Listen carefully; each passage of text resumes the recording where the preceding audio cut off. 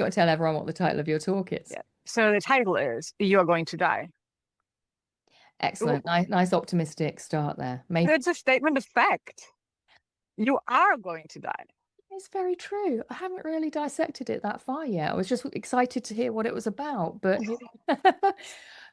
now I feel it is a statement of fact. So do you want to dive into why we're all going to die? Well, I don't know why you are going to die, but I know for certain that everybody listening to this is going to die. And about 95.7, all statistics self-invented, % of people are probably not a fan of thinking about the fact that they are going to die.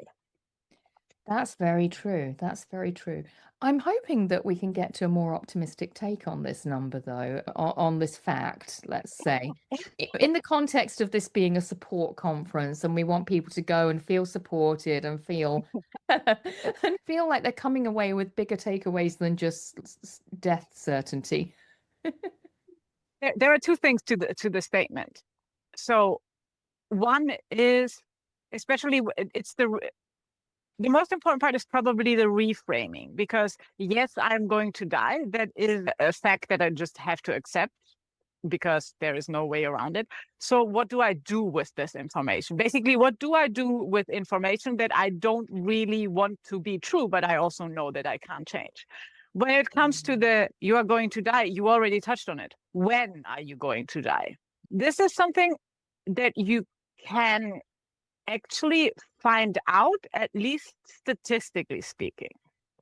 So if you put in your data into any website that does life insurance, they're going to give you a ballpark based on your gender, your age, when you were born, whether you smoke. They ask you for lots of information about your health, and then they tell you. In my case, I'll get to 97 to 105. That's the ballpark. That's already sounding fairly optimistic. I'm already more. I'm not even at the halftime of my life. That's right.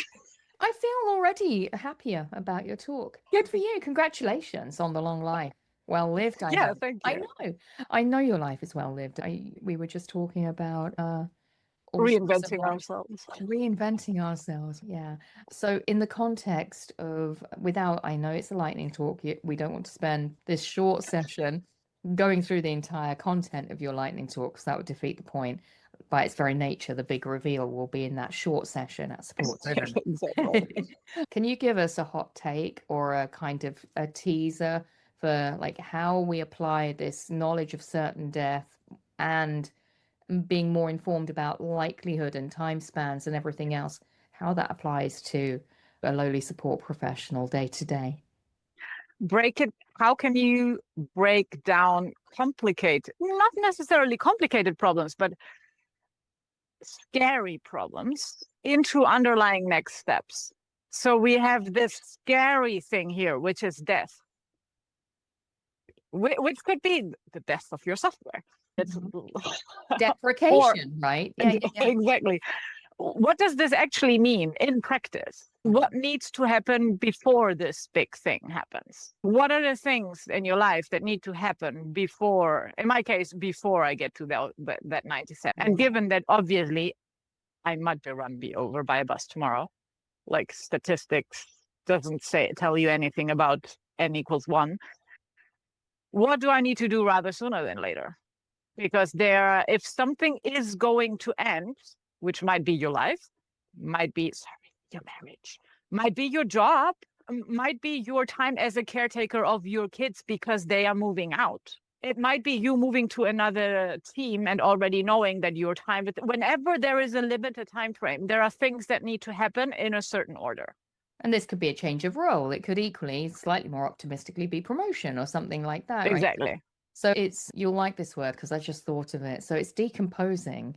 It's a good word given the context, right? I'm quite pleased with that. So it's knowing that there is a time-bound certainty and viewing that as something which we could frame as a problem that needs an action plan for, or a state that we need to plan for. Either way, it's breaking that down. It's decomposing all of the necessary and constituent parts into an action plan. Exactly. And you need you need a logistical action plan, and you need an emotional action plan.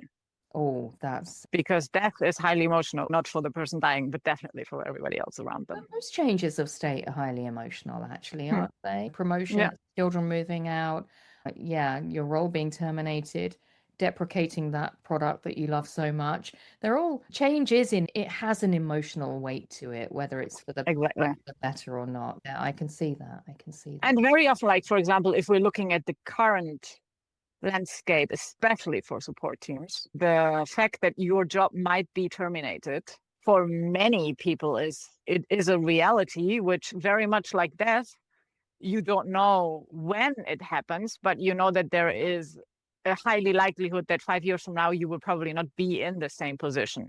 Yeah.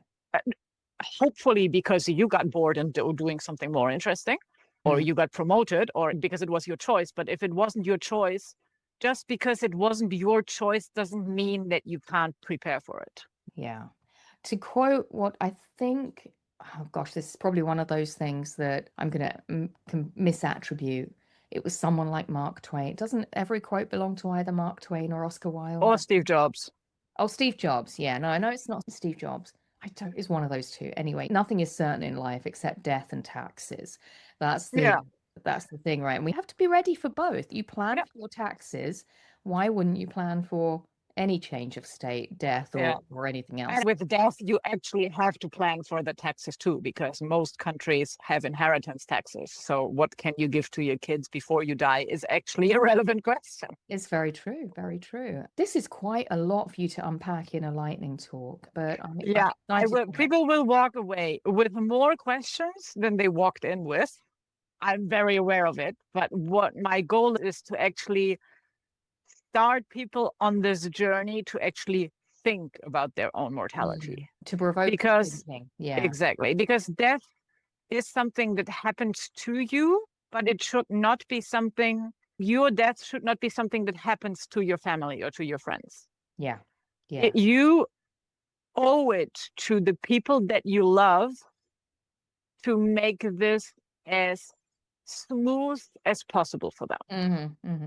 Because anyone who has undone the hoarding of a parent that passed, yes. and you're like, this house is full of stuff, and I don't know if this thing is a memory or if this is just trash that they never managed to get rid of. Yeah. You don't do this to your own Yeah. people that you're leaving behind.